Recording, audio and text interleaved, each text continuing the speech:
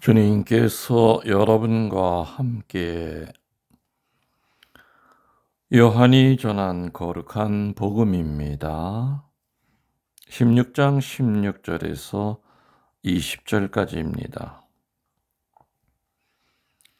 그때 예수님께서 제자들에게 말씀하셨다. 조금 있으면 너희는 나를 더 이상 보지 못할 것이다. 그러나 다시 조금 더 있으면 나를 보게 될 것이다. 그러자 제자들 가운데 몇 사람이 서로 말하였다. 조금 있으면 너희는 나를 보지 못할 것이다. 그러나 다시 조금 더 있으면 나를 보게 될 것이다. 또 내가 아버지께 가기 때문이다 하고 우리에게 말씀하시는데 이게 무슨 뜻일까? 그들은 또 조금 있으면이라고 말씀하시는데 그것이 또 무슨 뜻일까? 도통 무슨 이야기 하시는지 알 수가 없군 하고 말하였다. 예수님께서는 제자들이 묻고 싶어 하는 것을 아시고 그들에게 이르셨다. 조금 있으면 너희는 나를 보지 못할 것이다. 그러나 다시 조금 더 있으면 나를 보게 될 것이다 하고 내가 말한 것을 가지고 서로 묻고 있느냐? 내가 진실로 너희에게 말한다. 너희는 울며 애통해 하겠지만 세상은 기뻐할 것이다. 너희가 근심하겠지만 그러나 너희의 근심은 기쁨으로 바뀔 것이다. 주님의 말씀입니다. 참 예수님, 주님의 이름으로 평화를 빕니다. 부활 6주 목요일 말씀입니다. 여러분들 제가 당연히 제주도에서 월요일 날 올라와서 감곡에 있는 줄 알고 계시죠? 아닙니다. 저는 계속 제주도에 있습니다. 그리고 내일 떠납니다. 내일 금요일 날. 신자들 보내고 혼자 조용히 이제 바다 좀 바라보면서 좀 몸과 마음을 좀 식히고 있습니다. 물론 제가 사는 곳에도 뭐 여기보다야 뭐 바다는 없지만 그래도 뭐 연못도 있고 기가 막히게 아름다운 곳이죠. 한참 지금 정원 공사가 돌담 공사, 이제 토목 공사가 이제 거의 한 70% 정도는 거의 돼 가고 있을 겁니다. 저도 많이 궁금합니다. 일주일 동안 공사한 내용을 보질 않아서 내일 빨리 비행기 타고 빨리 좀 돌아가고 싶습니다. 오늘 복음을 묵상하겠습니다. 오늘 복음의 주요 줄거리는 그겁니다. 근심은 기쁨으로 바뀔 것이다. 이게 키워드입니다. 오늘 복음에서 얼마 안 가서 나를 다시 보게 될 것이다 하고 예수님이 말씀하시고 계시지요. 당시 유대인들은 모든 시대는 두 가지 시대가 있다고 이렇게 생각하고 있었습니다. 즉 현재와 또 다가오는 시대, 미래 시대 이렇게 나누인다고 생각하고 있었죠. 현재라고 하는 이 시대는 아주 사악한 시대고 심판받는 시대고 또 다가오는 그 미래 시대는 하느님의 황금 시대라고 여겼습니다. 그리고 이 두 시대의 중간인 새로운 시대에 앞서서 주님의 날이 온다는 거였습니다. 그렇게 유대인들은 알고 있었던 거죠. 그 날이 오면은 온 세상이 흔들리고 산산조각으로 붕괴되는 때고 세상 만물이 몸부림치는 때다. 그리고 난 다음에 황금 시대의 밝은 빛이 비춰온다는 겁니다. 그 유대인들이 갖고 있던 어떤 시대의 구분은 지금 이해가 되십니까? 현재의 시대가 있고 다가올 시대가 있습니다. 현재의 시대는 사악한 시대고 다가올 시대는 황금 시대입니다. 근데 이 현재 시대와 황금 시대 그 사이에 새로운 시대가 오는데 그 새로운 시대의 시작이 뭐냐? 바로 주님의 재림입니다. 그 주님의 재림이 오면은 그야말로 세상은 다 깨져버리고 만다. 그리고 난 다음에 이렇게 정화시킨 다음에 심판하고 난 다음에 황금 시대의 밝은 빛이 비춰온다고 하는 것이 유대인들이 가지고 있는 이 시대를 바라보는 그 전망이었습니다. 유대인들은 그같이 무서운 중간 시대를 관습적으로 메시아 시대의 진통이라고 부르곤 했죠. 메시아 시대의 진통이다. 새로운 생명이 이 세상에 들어오기에 앞서서 산모가 겪는 산고라는 그 표상을 그대로 실제로 사용하고 있었던 겁니다. 그것에 대해서 성경에는 많은 예를 제시합니다.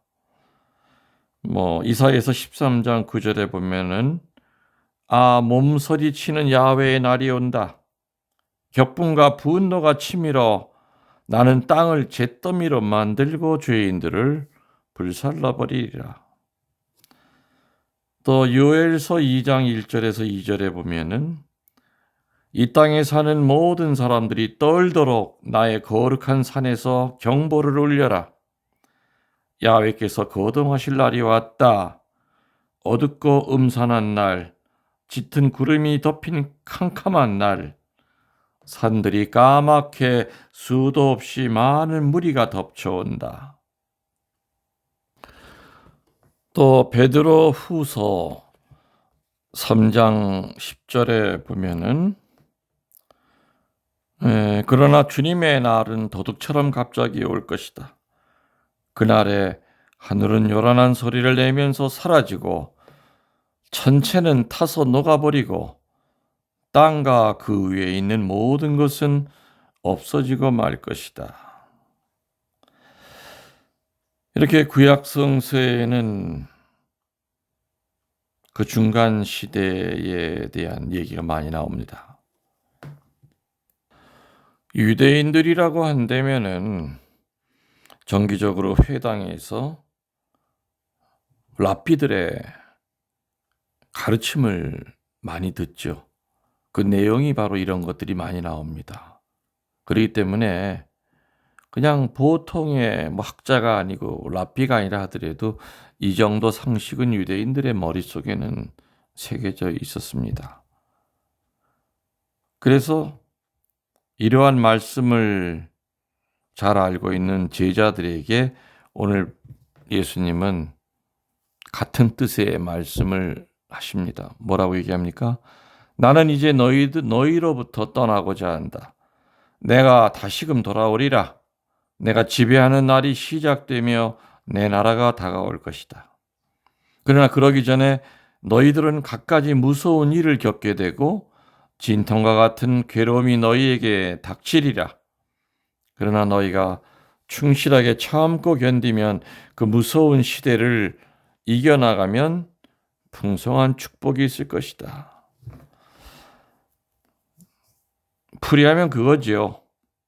당신을 믿고 따름으로써 당하는 고통 뒤에 무엇이 오는가를 설명해 주시고 싶은 겁니다. 예수님을 믿고 따름으로써 당하는 그 고통 뒤에 무엇이 오는가? 첫 번째, 근심이 변하여 기쁨이 된다는 얘기입니다. 기쁨이 온다는 얘기죠. 그리스도로 인한 그 기쁨이란 이 현세에서는 값비싼 희생을 치르게 되기 때문에 그냥 표면적으로 보면은 슬픔만이 가득한 것처럼 보이지만 또 그 슬픔이 이 세상 종말처럼 보일 수는 있으나 그러나 그 뒤에는 하느님께서 주시고자 하는 기쁨이 기다리고 있음을 기억하라는 겁니다. 두 번째로, 그러한 믿음으로 인한 그 기쁨은 결코 빼앗기는 일이 없다는 것을 오늘 얘기하십니다. 세상이 주는 기쁨은 세상이 변함에 따라서 같이 쉽사리 변합니다. 그러나 하느님은 기쁨과 행복의 원천이시기 때문에 그분께서 주시는 기쁨은 세상에 어떤 힘도 빼앗지 못한다는 겁니다. 그리고 사람이 어떤 일이나 사람에게서 기쁨을 갖는다 해도 거기에는 항상 부족함을 느끼고 그 기쁨을 잃어버릴까 하는 불안이 항상 따르게 되어 있지만, 하느님께서 주시는 기쁨은 완전하고 온전한 것이기 때문에 그러한 두려움으로부터 자유로울 수 있다는 얘기입니다. 세 번째로, 그날에는 완전한 지식에 이르게 된다고 얘기하십니다. 그래서 그날이 오면 너희가 나에게 물을 것이 하나도 없을 것이다, 이렇게 얘기하십니다. 아주 사이다 같은 얘기입니다. 그날이 오면은 그야말로 통달하게 된다는 얘기입니다. 따로 예수님에게 궁금한 건 물을 필요도 없다는 얘기입니다. 이 세상에는 언제나 대답할 수 없는 질문과 풀 수 없는 문제가 많다는 거 아시지요? 결국에 이 세상에서 우리는 언제나 보는 것이 아니라 믿음으로 받아들이고 따라야 하는 처지가 될 수밖에 없다는 얘기입니다. 궁금하긴 한데, 묻고 싶은 것도 많은데 속시원히 답이 안 나옵니다. 그래서 우리는 믿어야 됩니다. 믿을 수밖에 없는 게 많다는 얘기입니다. 그냥 믿음으로 받아들이고 따라야 되는 처지일 수밖에 없다는 얘기입니다. 우리는 흔히 납득이 안 가더라도 받아들여야 하는 경우에 처하게 되고요. 서로 조금 알아듣는다 해도 그냥 전체의 일부분만을 알고 있을 뿐입니다. 그렇지만 그리스도와 함께 있게 되는 그날에는 무엇을 물을 필요도 없이 다 알게 된다는 얘기입니다. 마지막으로 네 번째로, 그리스도로 인해서 아버지신 하느님과 우리들은 새로운 관계가 성립이 될 것이다 라는 얘기입니다. 그리스도를 통하여 회복된 하느님과의 그 관계에서 하느님은 우리의 아버지로서 우리에게 사랑과 구원을 베푸시고, 우리도 그리스도를 통하여 그분을 아빠, 아버지라고 편하게 부를 수 있게 된다는 얘기입니다. 제가 자주 얘기 드렸죠. 신앙은 관계성이다. 하느님과 나와의 관계, 나와 나와의 관계, 나와 이웃과의 관계다. 근데 하느님과의 관계는 내 자신과의 관계성이 깨어져 버리면 하느님과의 관계도 같이 깨집니다. 이웃과의 그 관계성이 깨어져 버리면 당연히 하느님과의 관계성도 깨어져 버립니다. 벌거벗은 아담과 하와에게 하느님이 물었죠. 너희들 어디 있느냐? 몰라서 물었겠습니까? 장소를 묻는 것이 아닙니다. 상태를 묻는 겁니다. 너희들이 도대체 어떤 상태이길래 나를 보고 피하느냐? 나무 뒤에 숨어 있는 거 뻔히 알고 있었습니다. 어디 있느냐고 숨은 곳을 묻는 것이 아니라 어떤 상태이길래 나를 보고 피하느냐? 하느님과 우리와의 관계성은 상태가 망가질 때는 그 관계성이 깨집니다. 그러나 회복이 되면은 두려운 아버지가 아니라 나무 뒤에 숨고 싶은 그런 하느님이 아니라 쫓아나가서 아빠, 아버지라고 부르고 싶은 그런 자식이 되는 겁니다. 그럼으로써 아버지께 말하고 싶은 것은 무엇이나 편하게 말할 수 있게 되고요. 또 그분이 하시는 말은 조금도 믿어 의심치 않습니다. 이래서 아버지와 자녀의 그 관계성이 회복이 된다는 겁니다. 이해가 되십니까? 특별히 오늘 복음 강론은 좀 몇 번을 좀 들으시면서 이렇게 그 핵심을 좀 찾아내시면 좋겠습니다. 그 관계성. 여러분들 사랑합니다. 전능하신 천주 성부와 성자와 성령께서는 이 강론을 듣는 모든 이들에게 축복을 내려주시고 지혜를 내려주시고 또 말씀을 깨달을 수 있는 통달함을 또한 주시기를 청하며 이 교우들에게 강복하나이다. 아멘.